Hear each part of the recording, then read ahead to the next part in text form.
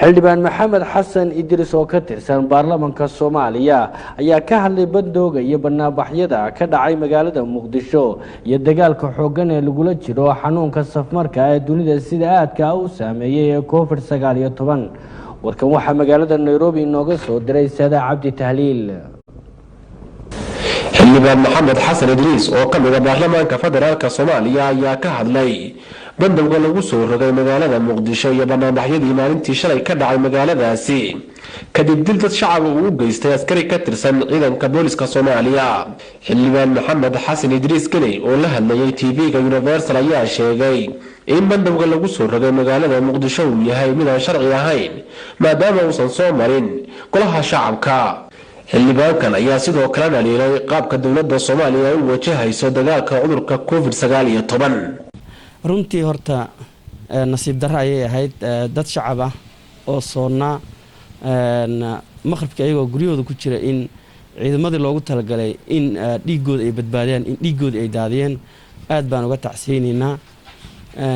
sharci ahaanshaha qofka inuu bannaan baxo dee wax su-aal ka jiraba maahan freedom of expression ka mid tahay xorriyatul qowlka qofka inuu dareenkiisa muujiyo waa wax iska cad oo su-aal uma baahna waxa keenay banaanbaxan wuxuu ahaa caqabada dawladda ay ku soo rogtay xukuumadda ay ku soo rogtay oo runtii aan loo marin waddo sharci ah waxaan ognahay intaana cunaqabataynta la soo rogin ka hor waxaa jiray in laba habeen ka hor cunaqabataynta laba habeen ka hor in ciidamada si qaab bandow ay ku sheegeen habeenadii magaalada dhan ay weerareen oo jidka Maka al-Mukarrama intii maqaayad ku taalay wax alla wixii shaqo yaalay lagu isugu dhifteen ilbaabada isugu dhifteen maalintii xigtay markii dadku ay ka soo qayla dhaamiyeen la weydiiyo leeyahay war bandowgan yaa amray oo la garan waayay qof amray maalin kadib in taliyihii ciidanka booliska Soomaaliyeed asagoo dress booliskii xiran oo u eg dawladii communist sidoo kale to dawlad aan ku imaan dimuqraadiyad oo kale to shuruucan la soo marin aan soo marin dad qayb kasto kamid aha hadii bandow la soo rogayo waxay ahaan lahayd in wada hadal badan la soo geliyo madaxdu ay ka soo bilaabato sharci dejinta ay soo marto dadku bandowgaas waa mid la garowsan karo ahaan lahaa bandow xooga ma ahan karo waa bandow codsi ah dadweynaha laga codsanayo oo la leeyahay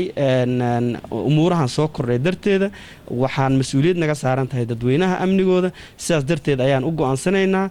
dawladda qaybaheeda kala duwan oo asla qabtaa in madaxweynaha qaranka haduuna soo jeedin uu yaraan ra'iisul wasaaraha uu soo jeediyo si dareenka dadku u dareemi karaan xajmiga culayska ay leedahay nasiib darro laakiin dadkii mar taliyaha gobolka Banaadir ciidanka booliska mar uu dad u soo adeejiyay habeenbarkii dadka kala jafay laba habeen dadka markay qallaan ka keeneen maalintii kalena taliyaha ciidanka booliska Soomaaliya shirjir ay qabtay oo yiri bandowgan soo rognay haddana bandowgii la soo rogay waxa la yiri wuxuu ka bilaabanayaa waqti hebel oo 8 fiidnimo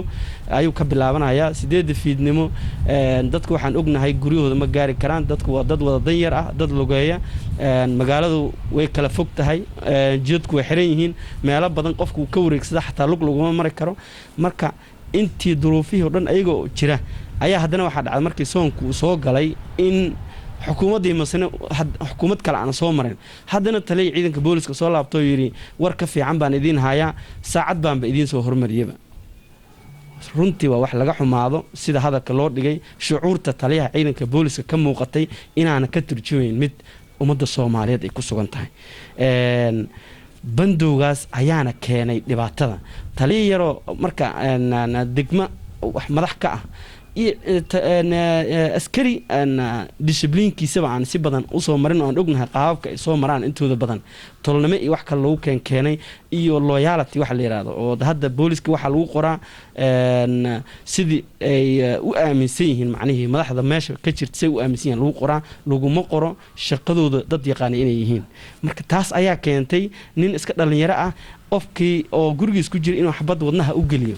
marka dadka Soomaaliyeedna ma qaadan karaan in la yiraahdo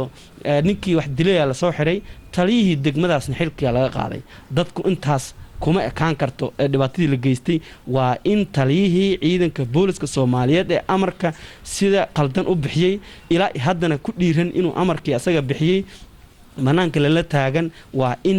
shaqadiisa uu ku waya ugu yaraan hadday dhici weyso waxay noqonaysaa waqtigeeda lala suganayaa waa lagula xisaabtamaya taliyaha ciidanka booliska Soomaaliyeed lagula xisaabtamaya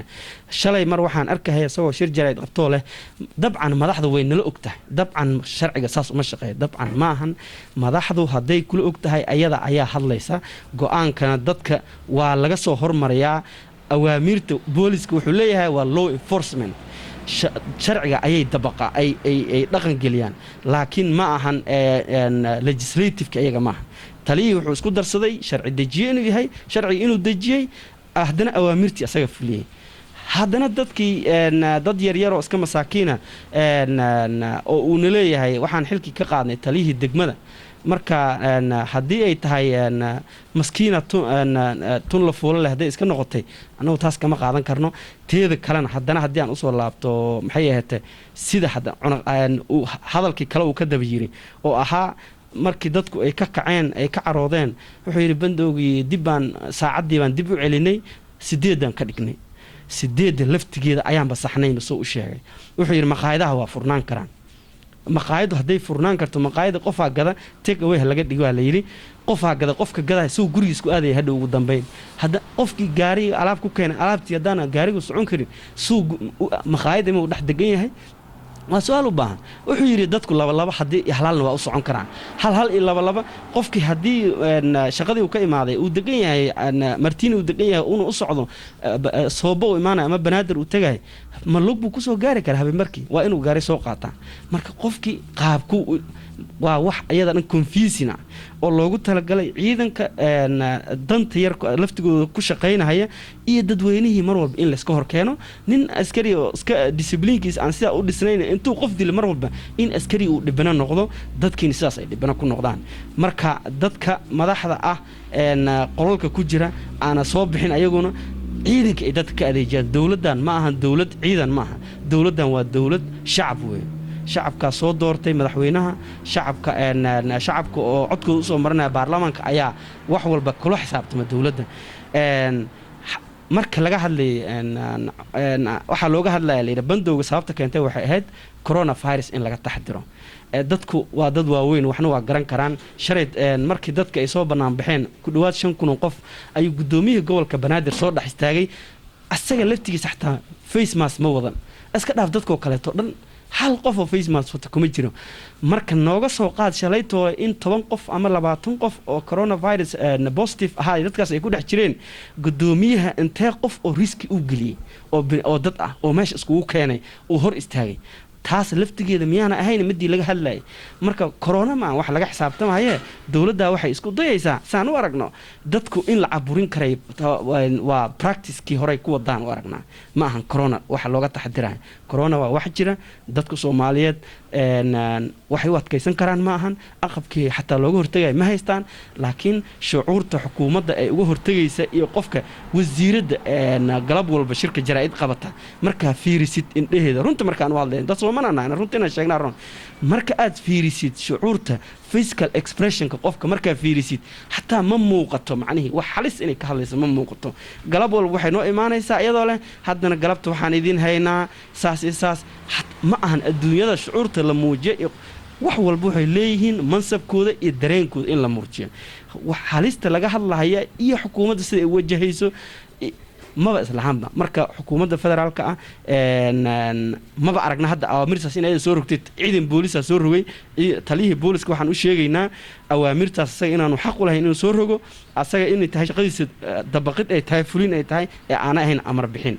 waxaan u sheegaynaa dadka Soomaaliyeed awaamirtaas qofka soo bixiyba ma qaadi karaan waqtiga lagu aadiyay macquul ma aha haddii maalin walba raba askari inuu qof maskiina dilo oo la yiraahdo askariga la soo xireyna shaqada ha laga dhigto waxaana doorashadeena 7 bilood ka harsan haddana madaxda dalkan waxay rabaan dadka inay hor imaadaan dadka Soomaaliyeed shucuurtooda ayaa lagu soo doortay madaxweyne Farmaajo dadku dhan way og yihiin xildhibaanada ayaga oo dadka dhiirigelin badan ka haysta ee madaxweyne Farmaajo kalsooni ku doorteen madaxweyne Farmaajo lacag iyo corruption hadda uu bixiyay oo dadkaas ku gadan karay ma u haysan dadka waxay ka arkayeen in uu yahay madaxweyne ummadan danta ka turjumi karo oo dadka ku dhex jira oo waxyaabo badan ka hadlaya madaxweynihii markii la doortay kadib waxaa dhacday inuu qolkiisa galay qolkii ka soo bixi waayay madaxweynaha waxaa laga rabaa inuu bannaanka soo baxo shalay marka wax dhacahayeen hadduu shir jaraa'id qaban lahaa inuu dadka dhex imaado xataa qasab ma ahan in xafiiskiisa shir jaraa'id ku qabtoo dhaa wixii dhacay inuu ka xun yahay uu sheego uu muujiyo tallaabada la qaadayna asagu dadka u sheego dadku way garowsan lahayn laakiin taliyihii amray in dadkan la cunaqabateeyo isla taliyihii haddana shir jaraa'id qabtay oo haddana wuxuu yidhi saacaddiyaa discount ka dhignay sideedii ay ku soconaysaa laba waa socon karaan halna waa socon karaa maqaayadda waa furnaan kartaa mana furnaan karto baashaan dowladnimadana anaa gadhay anaa gadistay lama noqon karto dowladnimada silsilad isku xiran way qof walba meel uu ka leeyahay marka waxaan aragnaa madaxda inay garowsadaan dadkana ay la hadlaan bannaanka soo baxaan bandowgaana sida ugu dhaqsiyaha badan wax laga bedelo ilaa iyo 10 fiidnimo la gaarsiiyo dadkuna loo ogolaado inay xor u socdaan coronavirus in laga hortago waa asad waa wax loo baahan yahay laakiin tabta loo wajahaya tab ma ahan coronavirus waa tab dadka coronavirus dawladda ku noqonaysa weyn marka taas soo jeedi